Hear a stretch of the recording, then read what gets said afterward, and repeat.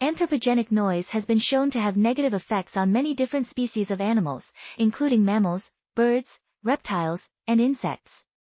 These effects include disruption of communication, changes in behavior, and even death.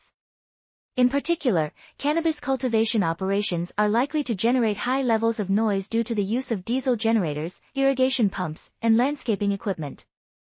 This noise could potentially interfere with the ability of wildlife to communicate, find food, and avoid predators. Additionally, it could lead to changes in their behavior, such as increased aggression or decreased vigilance. Finally, it could cause stress-related health problems, leading to decreased survival rates. Therefore, it is important to understand the impacts of this noise on wildlife populations.